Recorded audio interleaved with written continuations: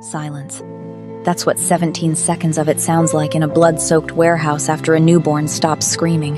The kind of silence that makes trained killers check if their ears are ringing. The kind that makes even the rats in the walls freeze mid-scurry. But it wasn't silence that stopped the Chilsung clan's cleanup crew in their tracks. It was the fact that Ron Wan-shik, the man they called the Silent Blade, the enforcer who once broke a rival's spine without changing his expression, was holding a baby. And she had gone completely, utterly quiet. Wan-shik's tailored black suit was dusted with plaster from the blown wall.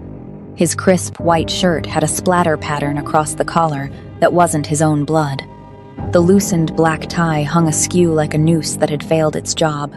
But his hands, those hands that had ended 23 lives in the last 6 months alone, were cradling a newborn wrapped in a stained white blanket with a gentleness that looked almost painful. His face told a different story. Sharp cheekbones, angular jaw, hair perfectly styled except for that one rebellious strand falling across his forehead. But his eyes, those dark, exhausted eyes, were fixed on the infant with an intensity that made his second-in-command take an instinctive step back. The tattoo on Wan-shik's neck, that intricate black calligraphy that marked him as property of the Ran family bloodline, seemed to pulse in the dim warehouse light. A slave mark, a brand of loyalty, a promise written in ink that he had never, not once in 32 years, broken. Behind him, Minho cleared his throat. "Boss, the disposal team is waiting at the docks. The Dawn wants this loose end handled before dawn." Wan-shik didn't respond, didn't even blink. His thumb had found its way to the baby's tiny hand, and her impossibly small fingers had wrapped around it with that instinctive grip newborns have, the one that makes even monsters remember they were once vulnerable too. That's when he shifted her slightly, adjusting the blanket that had slipped. That's when the amber light from the broken overhead fixture caught the side of her head at just the right angle, and Wan-shik saw it. Behind her left ear, barely visible against her rich brown skin, a birthmark, crescent-shaped, specific, unmistakable. The exact same mark that Nia had shown him 9 months ago, laughing as she pulled her hair back in his penthouse, calling it her moon kiss, saying it made her different from everyone else in her family. Nia, who had vanished without a trace 6 months later. Nia, who his brother had told him ran back to America, couldn't handle the life, wasn't strong enough for a man like him. Nia, whose disappearance Wan-shik had accepted because the Dawn said so, and the Dawn's word was law. Nia, who was clearly, horrifyingly, dead. The warehouse suddenly felt smaller. The weight of the baby felt heavier. The tattoo on his neck felt like it was burning through his skin. "Boss?" Minho's voice had an edge now. Behind him, 3 other enforcers had their hands hovering near their concealed weapons. Not because they didn't trust Wan-shik, but because trust in the Ran family had an expiration date, and hesitation smelled exactly like betrayal. Wan-shik's mind was racing through calculations. The baby had been kept in a closet in a rival's stash house. The mother was labeled a traitor. The order was to silence the evidence. But evidence of what? A relationship Junho had already claimed ended peacefully, unless it hadn't ended peacefully. Unless Wan-shik's older brother, the charming, ruthless Don of the Chilsung clan, had done what he always did when something threatened his vision of purity and control. Unless this baby, this crying, screaming, inconvenient piece of evidence wasn't a rival's problem, unless she was Wan-shik's daughter. The baby stirred against his chest, making a soft sound that wasn't quite a cry but wasn't quite contentment either. And here's the thing about the Ran family bloodline that was whispered in the clan but never spoken aloud. The old legends said that Ran blood only found true peace with Ran blood. That family recognized family, even when the mind denied it. The baby had screamed for 17 minutes straight while 5 different men tried to quiet her. She had gone silent the instant Wan-shik's arms wrapped around her. Minho shifted his weight. "Boss, we need to move. The Dawn is waiting for confirmation." Wan-shik looked up then, and the men in that warehouse would later describe his expression as the moment the Silent Blade finally found his voice. Except he didn't speak. He didn't explain. He didn't justify. He just adjusted the baby more securely against his chest, his suit jacket falling open to shield her from the cold draft. and reached behind his back for the Glock 19 he always carried in his waistband. "Tell my brother," Won-shik said, his voice quiet and calm, and absolutely final, "that the job's done." Minho's eyes widened.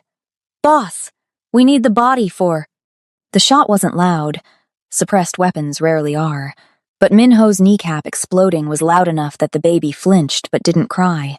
She just burrowed deeper into Won-shik's chest, like she knew exactly where she was safest. The other 3 enforcers drew their weapons. Won-shik was faster. 2 shots. 2 bodies hitting the concrete before their guns cleared their holsters. The third man, young, maybe 22, had his weapon aimed, but his hand was shaking. "Go," Won-shik said. "Tell Junho I have his loose end. Tell him I know what he did, and tell him that if he wants her back." He paused, looking down at the baby, at that tiny crescent moon birthmark, at the daughter he didn't know existed until 17 minutes ago. "He's going to have to go through me." The young enforcer ran. Won-shik walked toward the exit, stepping over Minho, who was clutching his destroyed knee and whimpering. He didn't look back at the bodies, didn't check if they'd survive. In his world, survival was no longer his concern. His world had just shrunk to exactly the size of the infant in his arms. Outside, Seoul's neon lights painted the wet streets in blues and pinks and poisonous greens. His Mercedes was parked in the alley, still running, still warm. He'd planned to be in and out in 10 minutes. Quick disposal. Back to the compound for the Don's birthday celebration at midnight. Instead, he was strapping a newborn into the back seat, using his suit jacket as a makeshift nest, his hands shaking for the first time in a decade. His phone buzzed. Unknown number. He knew exactly who it was. The text was simple. "Where is the package?" Won-shik looked at the baby through the rearview mirror. Her eyes were closed. Her breathing was soft. She looked nothing like him, and everything like the woman he'd loved in a secret so deep. Even his own heartbeat had learned to lie about it. He typed back, "I know." 2 seconds later, his phone exploded with incoming calls. Junho, the underbosses, the lieutenants, every single number in the Chilsung clan's hierarchy lighting up his screen like a Christmas tree designed in hell. Won-shik turned the phone off. Then he took out the battery. He pocketed the SIM card and dropped the phone out the car window, watching it shatter on the asphalt. Then he drove into the Seoul night. A man with a baby he'd just learned was his daughter, a target on his back the size of the entire Korean underworld, and a tattoo on his neck that was about to mean absolutely nothing. The silent blade had just made the loudest declaration of war his family had ever seen. But before I reveal what happens next, hit that subscribe button and tell me where you're watching from in the comment section, because Won-shik's life is about to change in ways no one saw coming. This is the story of how a newborn baby with a crescent birthmark completely transformed the most feared enforcer in Seoul. Let me paint you the full picture of how a cleaner and his secret daughter ended up burning the Chilsung clan to the ground. 47 minutes earlier, Won-shik had led the breach. The raid had taken exactly that long from entry to cleanup. Won-shik prided himself on efficiency. The rival crew had been sloppy, kept their product in a residential building in Hongdae where college students stumbled home drunk at 3 a.m. Amateur hour, the kind of mistake that got you erased from the ecosystem. Won-shik had led the entry team himself. 5 men, silenced weapons, no witnesses. The targets had been eating ramyeon when the door came down. They'd barely reached for their guns before it was over. Clean, surgical, the way the Don liked it. But then came the crying. At first, Won-shik thought it was a cat. Buildings in this part of Seoul always had strays. But the pitch was wrong. Too human, too desperate, too alive in a room full of things that had just stopped being alive. "Boss." One of his men, Chang-min, was standing by a closet door, his weapon still raised. "You need to see this." Won-shik crossed the apartment, his leather shoes sticking slightly to the cheap linoleum. The crying got louder, more insistent, the kind of sound that made your teeth ache. Inside the closet, wedged between winter coats and a vacuum cleaner, was a plastic bassinet. The kind you buy at a convenience store when you're not planning to keep a baby long, and inside that bassinet was a newborn, maybe a few days old, screaming like the world was ending. Which, Wanshik supposed, it probably was for her. What do we do? Changmin's voice had that edge of panic men get when their training manual doesn't cover something. Do we call the dawn? Wanshik stared at the baby. She was wrapped in a white blanket that had seen better days, her tiny fists waving in the air, her face scrunched up and red from the effort of screaming. Dark skin, curly black hair, completely out of place in a drug den run by a Korean crew. His phone buzzed. Text from Junho. Status?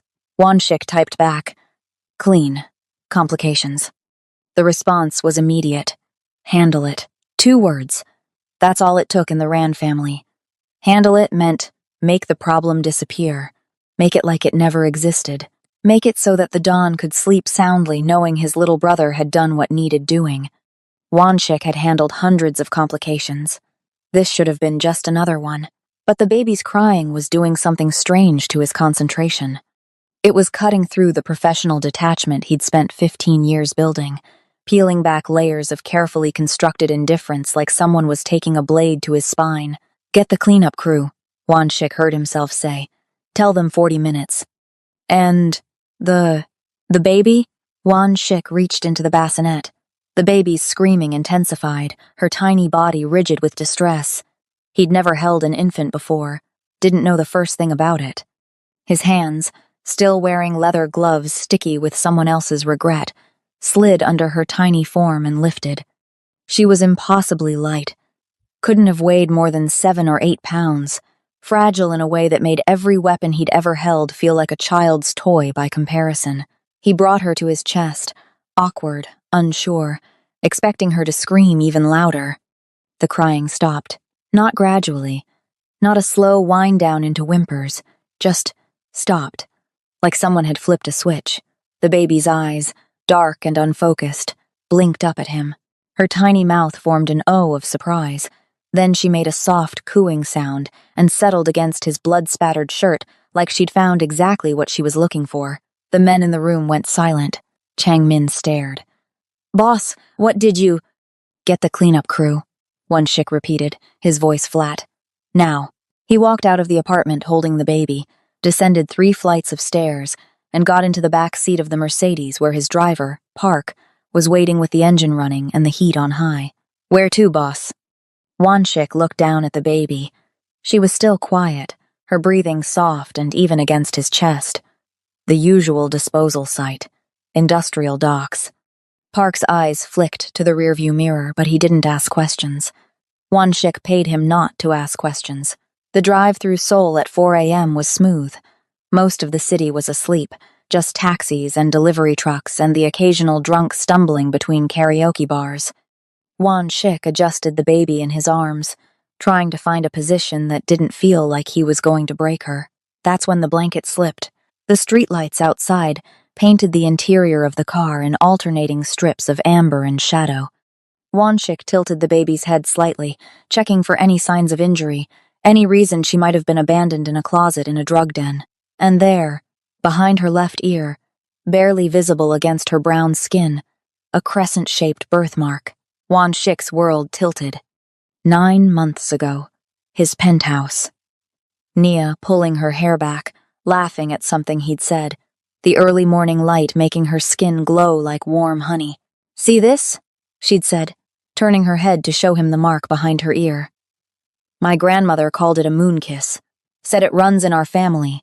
Every 3rd generation gets one. She'd traced it with her finger, that unconscious habit she had when she was relaxed. Makes me special, right? Wanshik had kissed the mark, had told her she didn't need a birthmark to be special, had meant it in a way he'd never meant anything before in his carefully constructed life. And now he was staring at the exact same mark on a baby who was supposed to be a complication to handle. His hands started shaking. Park noticed. Boss? You all right? When did the target's crew start operating?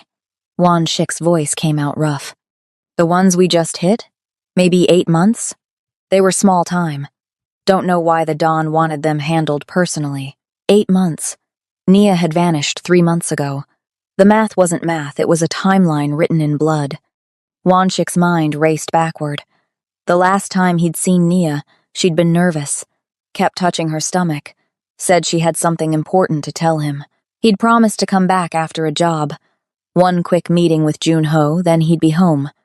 But Junho had kept him late. Hours of discussion about territory and loyalty and the importance of bloodline purity. When Wanshik had finally gotten back to his penthouse, Neo was gone, clothes gone, toiletries gone, just a note that said, "I'm sorry. This isn't the life I can live." He'd believed it, because Junho had been there when he found the note, had put a hand on his shoulder and said, "Foreign girls, they don't understand our world. Better to let her go." Wanshik had let her go.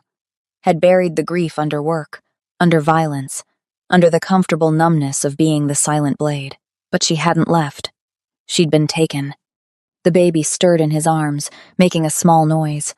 Wanshik looked down at her, at this tiny, impossible piece of evidence that his brother had lied, had possibly done something far worse than lie.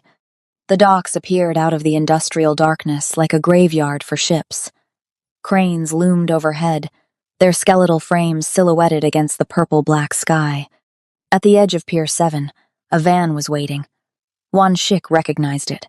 White panels, no plates, tinted windows, the kind of vehicle that existed specifically to make things unexist. Park stopped the Mercedes 50 feet back. "Want me to come with you, boss?" "Stay with the car. Engine running." Wanshik got out, the baby still cradled against his chest. The December air was brutal, wind coming off the water like knives. He shielded the baby's face with his suit jacket as he walked toward the van. The fixer stepped out.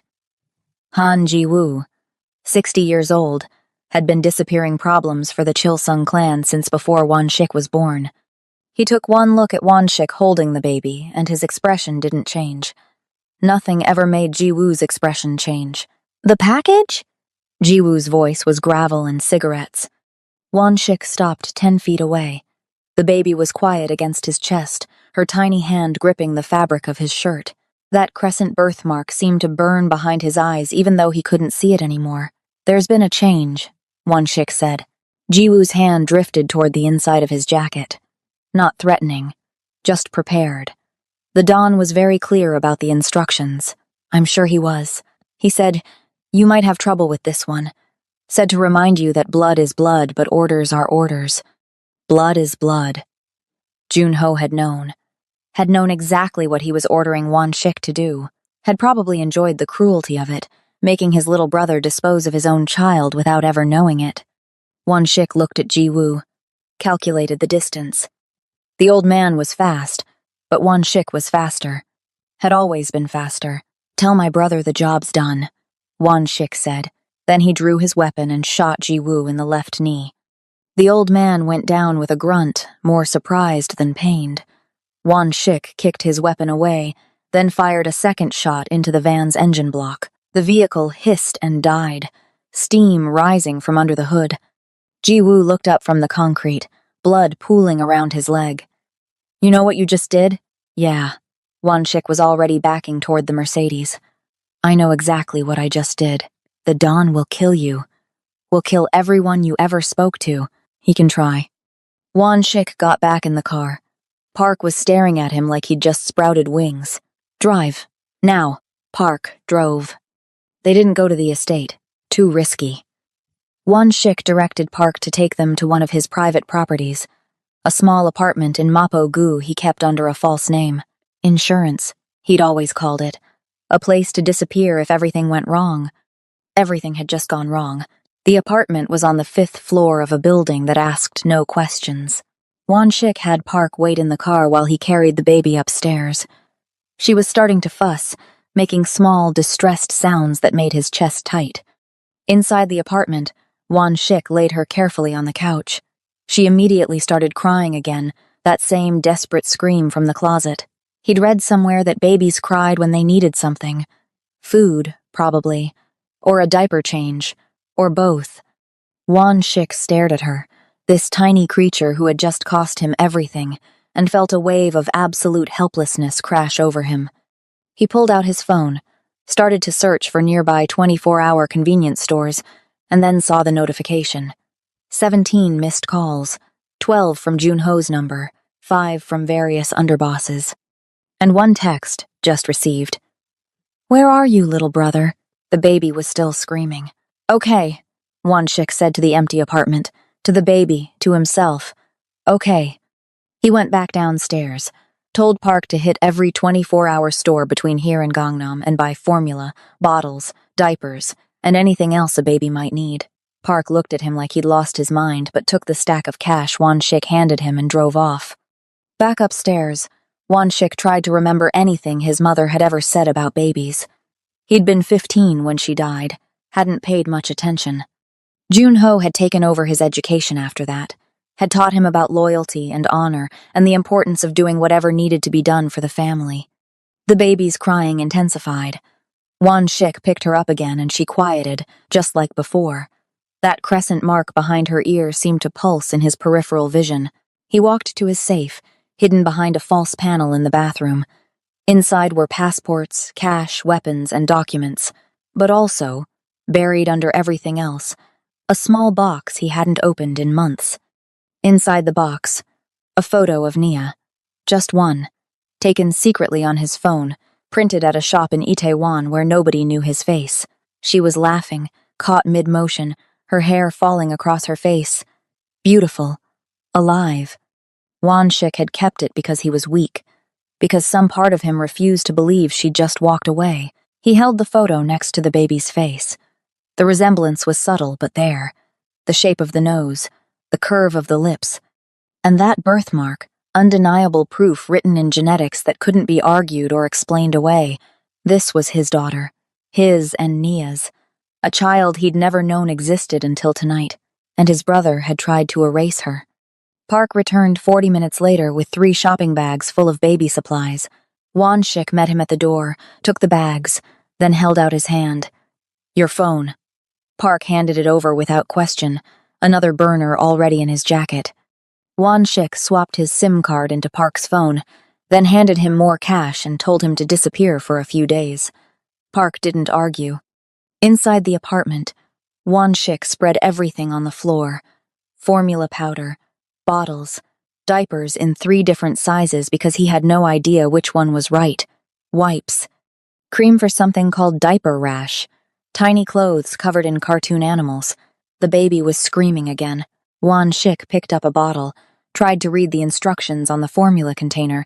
His hands were shaking. When had his hands started shaking? He'd performed surgery with a pocket knife on a man's shoulder to remove a tracking chip, and his hands hadn't shaken. But now, holding a bottle and a can of powder, they trembled like he was 80 years old. He managed to mix the formula, somehow got the nipple attached to the bottle without dropping anything, and brought it to the baby's mouth. She latched on immediately, sucking with desperate intensity. The screaming stopped. The apartment fell into a silence so complete, Wonshik could hear his own heartbeat.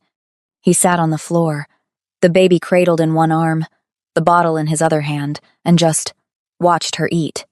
She was so small, so completely dependent, so utterly vulnerable in a world that had already tried to kill her twice before she was old enough to remember her own name.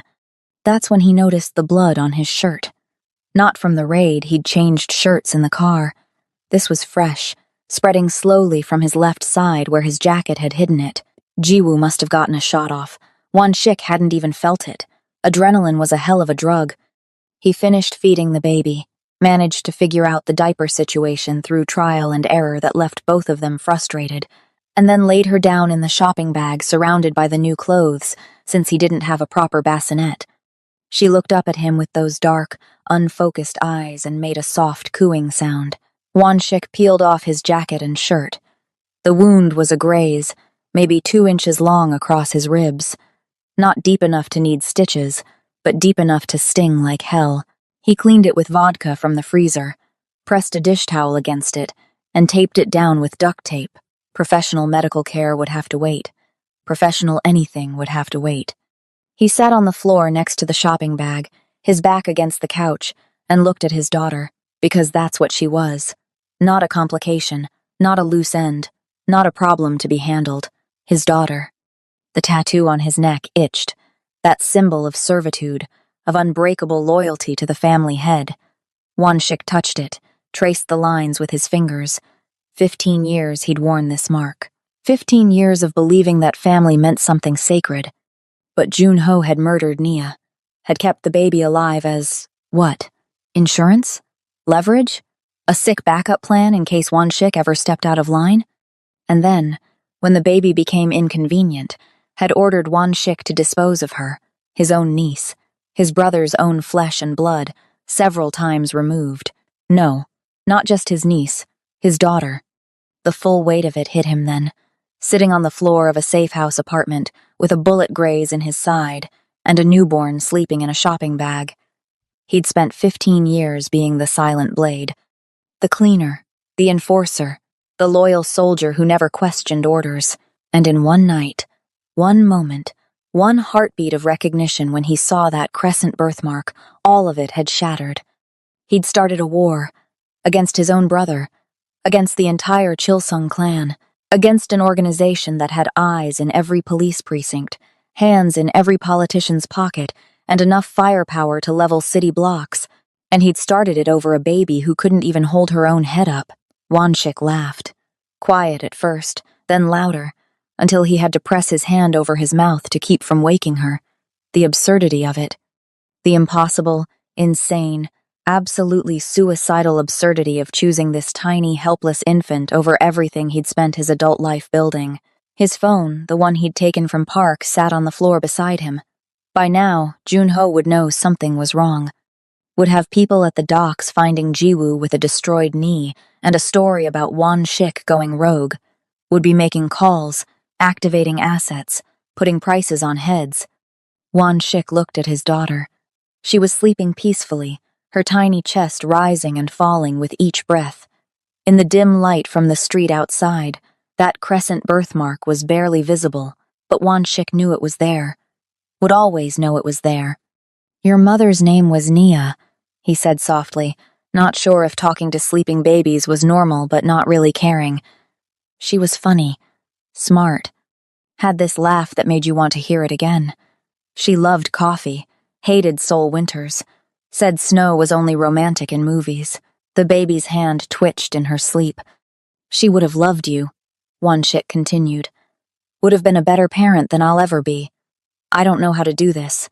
Don't know the first thing about raising a kid, but I know how to protect things. And I know how to make men regret being born." He touched her tiny hand. Her fingers reflexively gripped his thumb. "So that's what I'm going to do. I'm going to protect you, and I'm going to make sure the man who killed your mother regrets every choice he's ever made." Outside, Seoul was starting to wake up.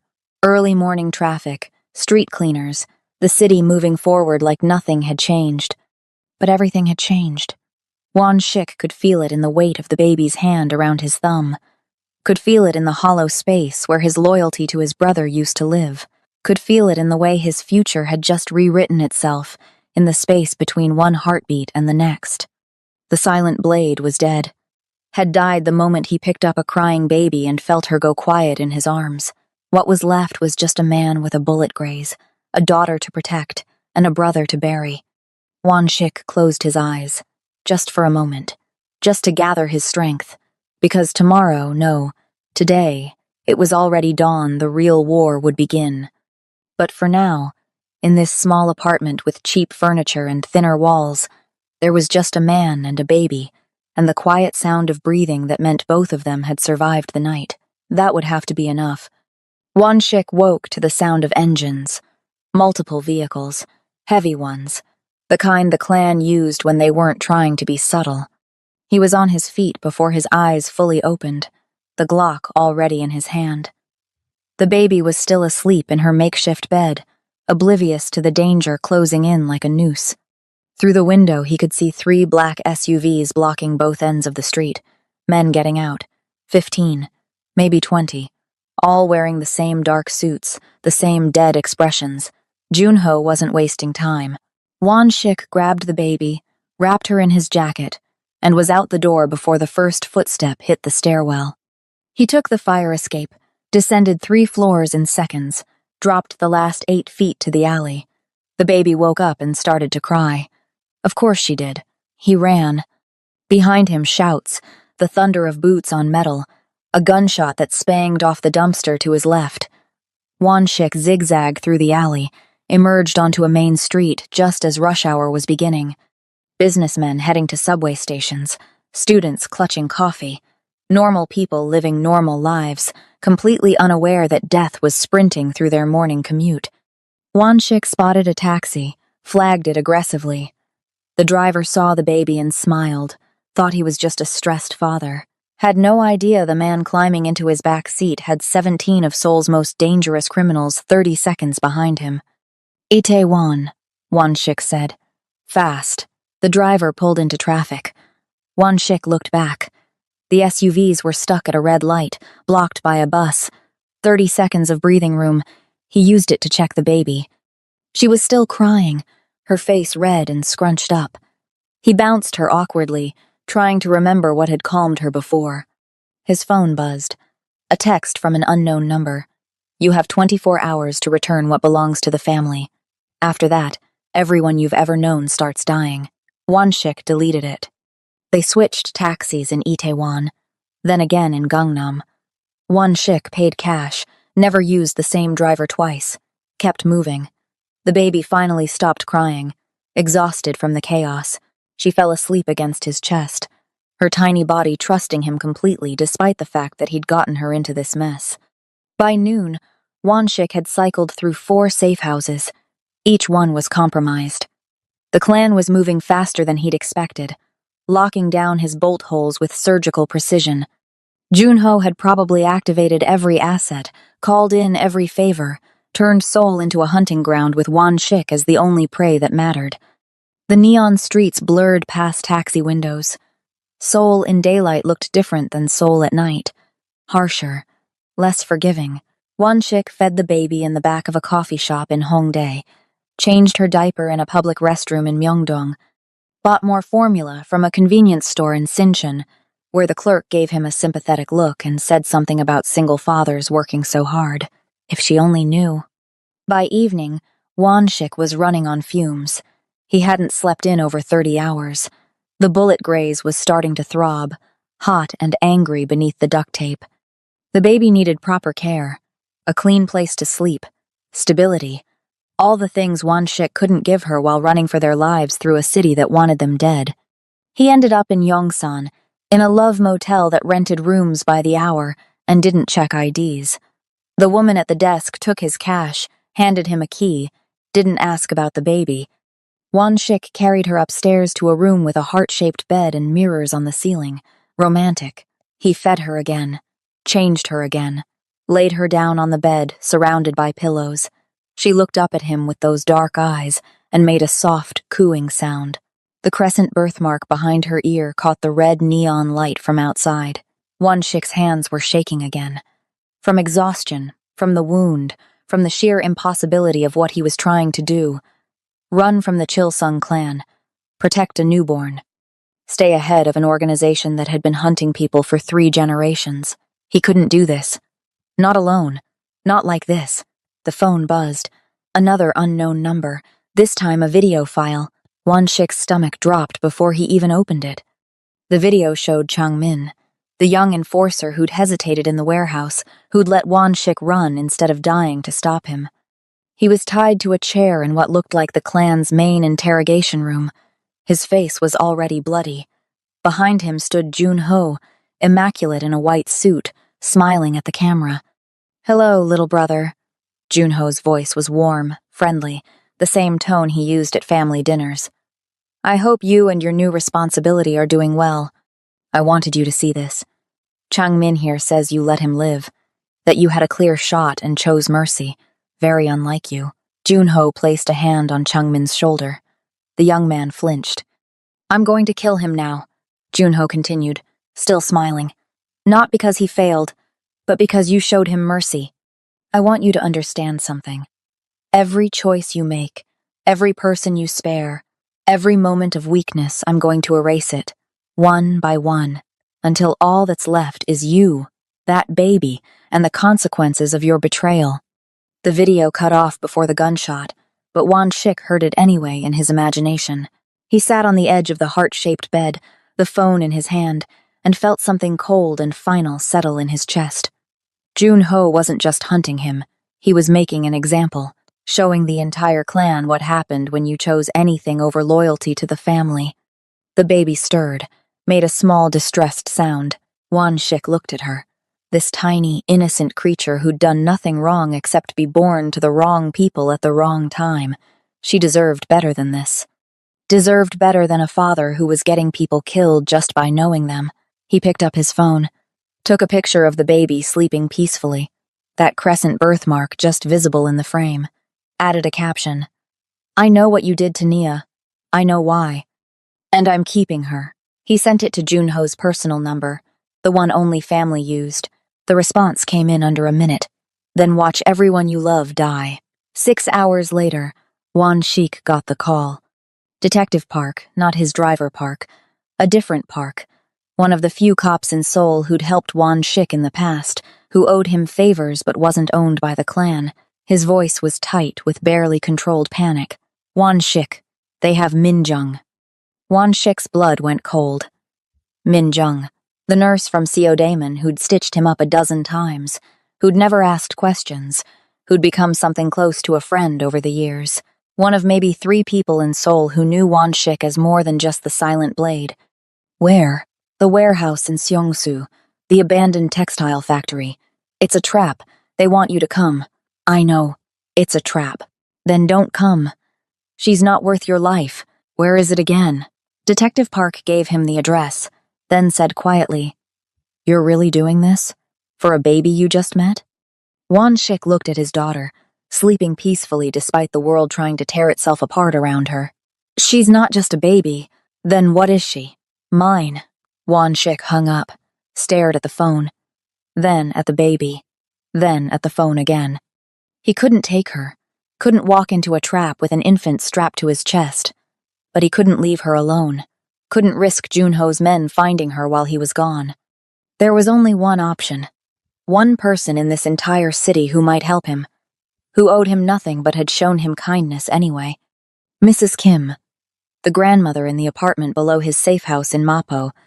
She'd heard the baby crying yesterday morning, had knocked on his door with a concerned expression and a jar of homemade kimchi, had taken one look at Won-shik holding the baby awkwardly and said, "First time, father?" Something like that. "I raised 4. You need help, you knock on my door." Won-shik took her up on the offer now. Showed up at her apartment at 11 p.m. with a baby, a bag of supplies, and a request that sounded insane even to his own ears. "I need you to watch her. Just for an hour. Maybe 2. Mrs. Kim looked at him. Really looked. Saw the blood on his shirt, the exhaustion in his eyes, the desperate edge to his voice. "You're in trouble." Yes, bad trouble. The worst kind. She took the baby. Didn't ask any more questions. Just held Won-shik's daughter against her chest and said, 2 hours. If you're not back, I'm calling the police. Fair enough. Won-shik walked out of that apartment building knowing he might never walk back in. The Seongsu warehouse was 40 minutes away. He took a taxi, checked his weapons in the back seat. 2 Glocks, a knife, a small pistol strapped to his ankle. Not enough for what he was about to do, but it would have to be. The warehouse loomed out of the industrial darkness like a broken tooth. Most of the windows were smashed out, the loading docks empty and rusted. A single light burned in the second-floor office. Subtle. Won-shik didn't bother with stealth. Walked right through the front entrance, his footsteps echoing off concrete. 8 men waited inside, spread out in a loose semicircle. In the center, tied to a chair with a bag over her head, was Min-jung. And standing behind her, holding a pistol to the back of her head, was one of Junho's senior lieutenants, Kim Tae-sung. Old school. Brutal. The kind of man who'd torture someone just to see if he still remembered how. "The silent blade," Tae-sung said, his voice echoing in the empty space, finally making noise. Won-shik stopped 20 feet away. Calculated angles, distances, probabilities. 8 men, all armed. Min-jung in the center.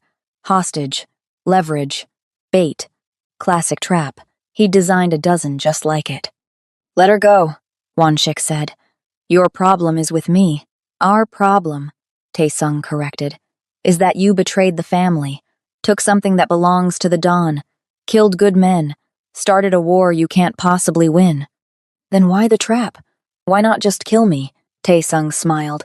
The Dawn wants you alive, wants to look you in the eye when he puts a bullet in that baby's head, wants you to watch, wants you to know that this is what happens when you choose wrong.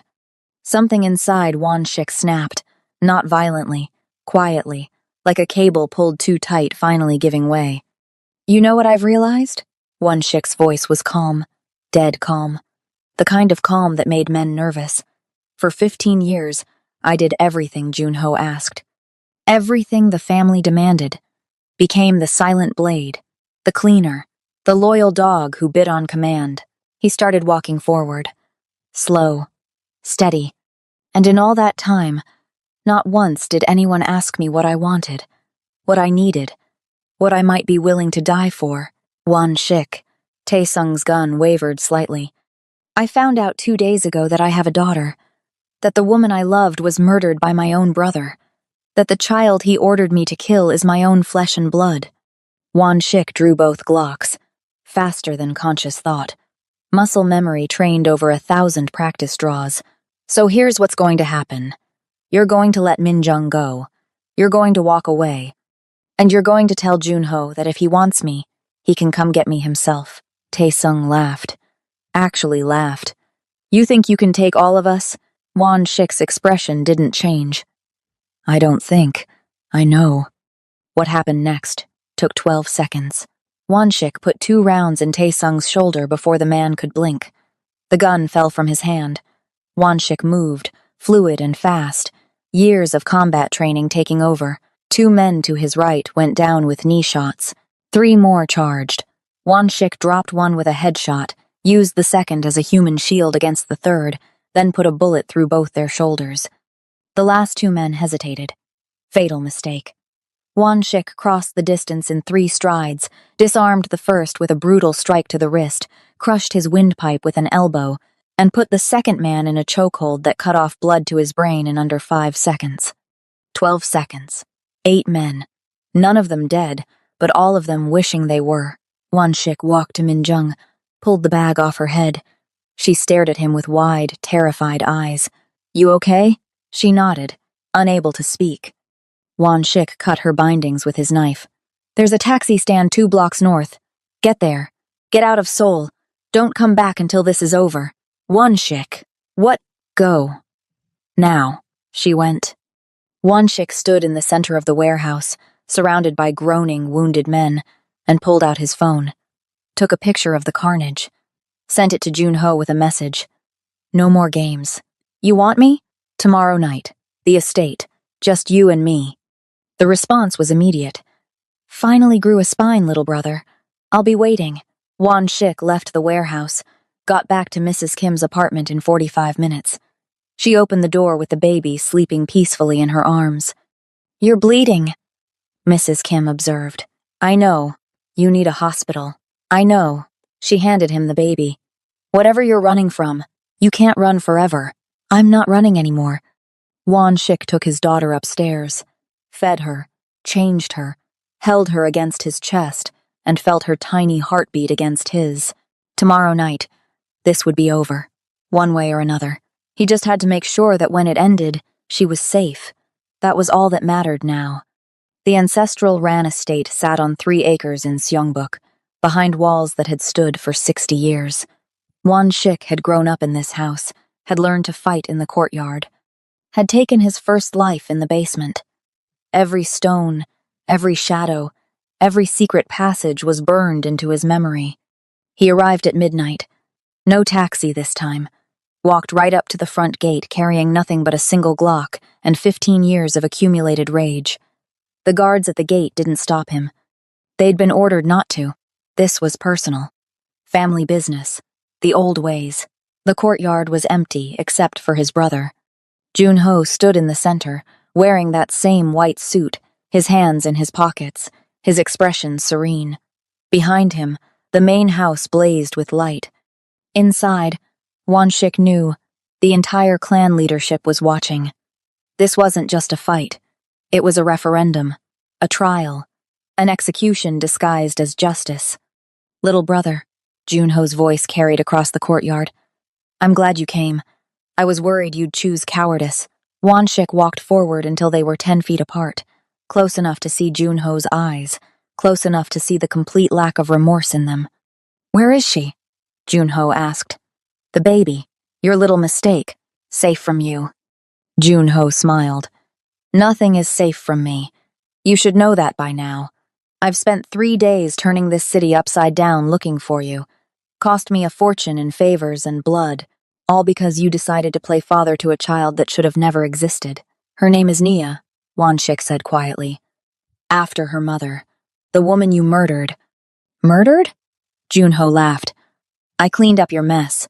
That foreign girl, she was going to ruin everything. Pregnant with a mixed-blood child? Can you imagine the shame? The disgrace? Our family has kept its bloodline pure for 3 generations, and you were going to pollute it with some American girl you met in a bar. She wasn't American. She was Ghanaian, and I loved her. Love. Junho spat the word like poison. You sound like a child. Love is weakness. Love makes men stupid. Look at you. Throwing away everything for a baby that's not even fully Korean. She'll never belong here. Never be accepted. You've destroyed your life for nothing. Wanshik's hand drifted toward his weapon. You kept her alive. The baby. Why? Junho's smile widened. Insurance. I thought, maybe one day, if you ever got ideas about challenging me, I could remind you what happens to things you love. But then she became inconvenient. The mother was dead. The baby was crying, keeping her required resources. So I decided to have you dispose of her. Thought it would be poetic. The father killing his own daughter, not even knowing. But you had to go and recognize that birthmark. You're a monster. I'm a leader, Junho corrected. I do what needs to be done. You used to understand that. Used to be my best weapon, my silent blade. Now look at you. Broken. Weak. Pathetic. Wanshik drew his weapon. Junho drew his a half-second later. They stood there, guns pointed at each other's heads, brothers separated by 3 feet and an impossible gulf of blood and betrayal. You know I'm faster, Wanshik said softly. Maybe, Junho agreed. But are you willing to kill your own brother? Your family? Everything you've sworn to protect? Wanshik thought about Nia. About that crescent birthmark. About the baby sleeping peacefully in Mrs. Kim's arms, trusting him to come back, to make things right. You stopped being my family when you murdered the woman I loved, Wanshik said. You stopped being my brother when you ordered me to kill my own daughter. Then do it, Junho challenged. Pull the trigger. Become a kinslayer. See how that sits with your precious honor. Wanshik's finger tightened on the trigger. The gunshot echoed across the courtyard. Junho staggered backward, a red stain spreading across his white suit jacket, right over his heart. His gun clattered to the stones. He looked down at the wound, then up at Wanshik, his expression more surprised than pained. You actually... Junho's voice was weak now, fading. You actually chose her over me? Every time, Wanshik said. Every single time. Junho fell to his knees, then onto his side. His breathing became ragged, wet, the sound of a punctured lung filling with blood. Wanshik walked over, stood above him, the gun still in his hand. Any last words? Wanshik asked. Junho laughed, bloody, choking, but still defiant. The clan will never accept. Your daughter, they'll hunt her. Forever. Let them try. Wanshik fired once more. The courtyard fell silent. Behind him, the main house erupted into chaos. Shouting, orders, the sound of weapons being readied. Wanshik turned to face them, 20 men, maybe more, pouring out of the building. The entire clan leadership, all of them armed, all of them looking at him like he'd just committed the unforgivable sin, which, by their standards, he had. The eldest underboss, Park Sung-ho, stepped forward. 70 years old, had served under Wanshik's father. His expression was unreadable. Ran Wanshik, Park's voice carried authority that age and violence had earned. You have killed the family head. Do you claim leadership? Wanshik looked at the men assembled before him. 15 years ago, he would have said yes, would have taken the throne, ruled with the same iron fist his brother had, built an empire on blood and fear and absolute loyalty. But that man was dead, had died in a warehouse holding a crying baby, had been buried in a love motel in Yongsan while changing diapers with shaking hands, had been erased completely in the moment Wanshik chose his daughter over everything his brother represented. No, Wanshik said simply. He holstered his weapon. I claim nothing. The Chilsung clan, its territory, its businesses, its legacy, I want no part of it. Murmurs rippled through the assembled men. Park raised an eyebrow. Then what do you want? To disappear, to raise my daughter in peace, to never see any of you again. And in exchange? Wanshik reached into his jacket. 20 guns rose in response, but all he pulled out was a USB drive. He tossed it to Park. Everything, Wanshik said. Every secret deal Junho made. Every corrupt official on the payroll. Every alliance. Every enemy. Every skeleton in every closet. 15 years of information. It's yours. Use it to rebuild, to consolidate power, to keep the clan strong. All I ask is that you leave me and my daughter alone. Forever. Park caught the USB drive, studied it, then studied Wanshik. You're walking away from everything, Park said slowly. Power, wealth, legacy. For a baby. For my daughter. Wanshik corrected. There's a difference. Park was silent for a long moment. Then he nodded. You have 24 hours. After that, if any of us see you in Seoul, the deal is void. Understood. Wanshik walked past them, past his brother's body cooling on the courtyard stones, past the house where he'd grown up, past everything he'd ever known. He didn't look back. Mrs. Kim had the baby ready when he returned. She'd fed her, changed her, even bought a proper car seat with money Wanshik had left her. You're leaving, Mrs. Kim observed. Not a question. Yes. For good? I hope so. She handed him the baby. She's lucky to have you. Wanshik looked down at his daughter. She was awake now, staring up at him with those dark eyes, her tiny hand reaching for his face. That crescent birthmark behind her ear caught the light. I'm the lucky one, Wanshik said softly. He left Seoul that night, took a train to Busan, then a ferry to Jeju Island. From there, a private boat to Taiwan, then to Malaysia, then to Thailand. He moved for 2 weeks straight, paying cash, using false documents, erasing his trail like he'd been taught. Finally, he stopped in a small coastal town in the Philippines, the kind of place where nobody asked questions and white sand beaches stretched for miles. He rented a small house, nothing fancy, just 2 rooms and a porch that overlooked the ocean.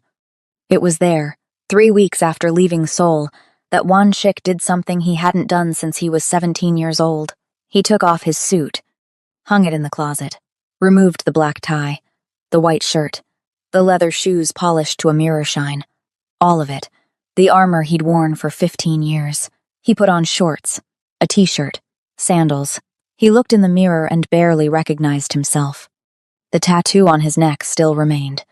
That slave mark, that pledge of servitude to a dead man and a broken family. Wanshik traced it with his fingers. He'd have to get it removed. Laser treatment. It would hurt. Take months. Leave scars. But it would be gone. And he would be free.